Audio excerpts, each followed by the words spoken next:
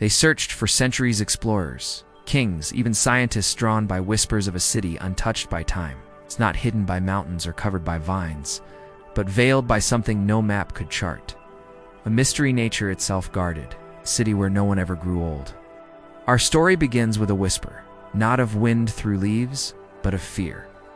A soldier, wounded and wild-eyed, stumbled from the jungle's heart, babbling of wonders and horrors. The year was 1776. In the jungle, the untamed green expanse of the Amazon basin, the soldier spoke of skies so clear they burned the eyes, of trees that glowed with inner light, and of people with eyes that shone like moon on water. He claimed to have lived among them for weeks, drinking their waters, eating their food, even walking their paths. Yet his beard, which had been neatly trimmed, showed not a day's growth. His clothes, torn and dirty, bore no new rents.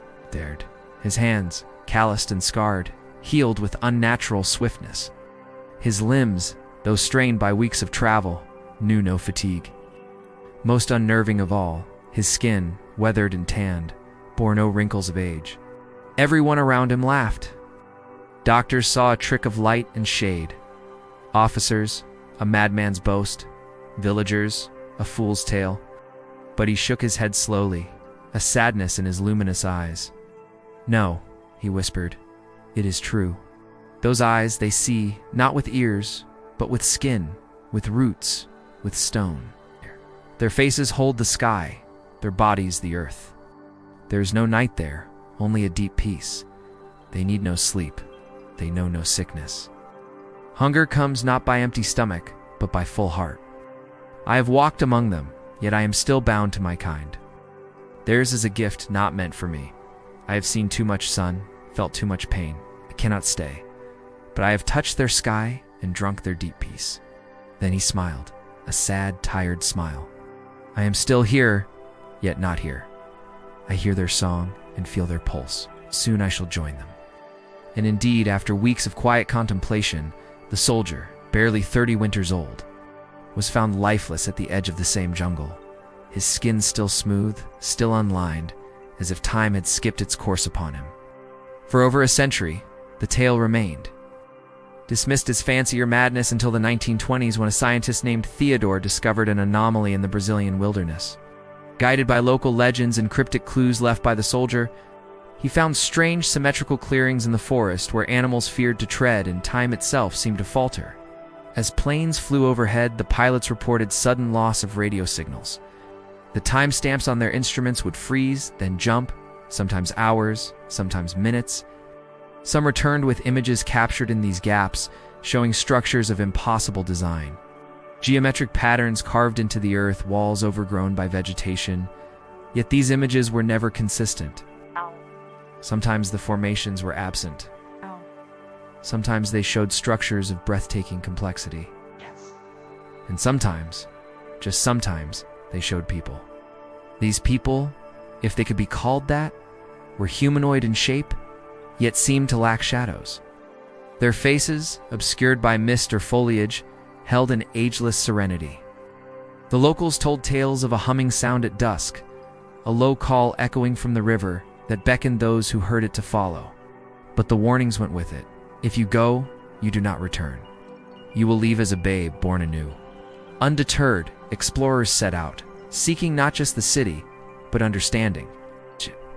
One such seeker was Victor, an explorer who followed the river at dusk, drawn by an insatiable curiosity. He journeyed days, guided by the fading hum, until the river opened into a vast clearing. Before him lay the city. Its architecture seemed to breathe, alive with moss that pulsed like veins. Stones were warm to the touch, not burning hot, but pleasantly warm, as if sharing the heat of the sun. The air was still, not stagnant, but so hushed it felt sacred. Children played without laughter, their joy inexpressible.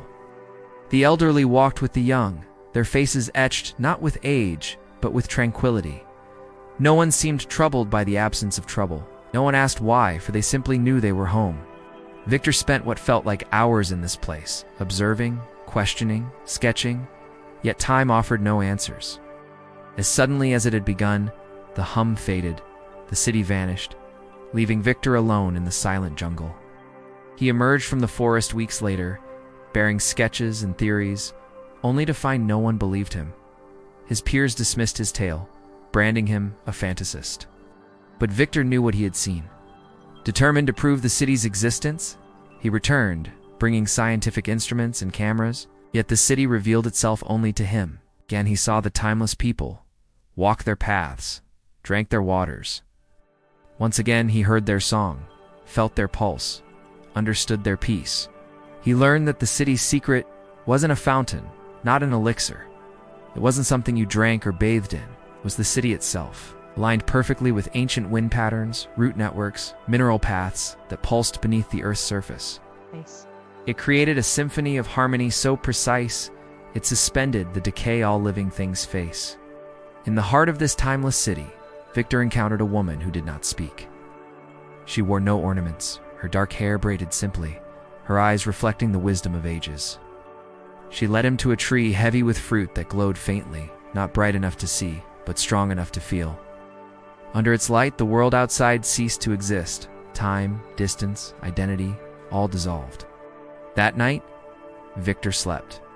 And in that sleep, every ache, every injury, every worry he had known vanished.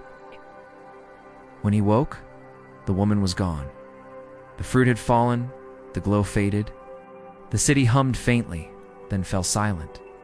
Yet Victor knew he had found the secret to eternal youth, not in any physical sense, but in the realization that much of aging is not time's doing, but imbalance in life's melody. Some say the city reveals itself only to those who truly seek it, who feel the song in their bones and understand the language of the trees. Others say it's a figment of our collective longing for immortality, a mirage of the mind. Perhaps the truth lies somewhere between. Perhaps the city exists not to defy death, but to remind us that death is not the end. It exists to teach us that the greatest mysteries are not in the stars, but in the earth beneath our feet and the song of the trees. It shows us that the truest immortality is not in what we invent, but in how we live, in the harmony we achieve with the world around us. The path to the city remains hidden, concealed by the very nature it mirrors. For the city does not want settlers, only visitors. It doesn't want to be conquered, only experienced. It doesn't want to be owned, only appreciated. It is a gift, not a prize.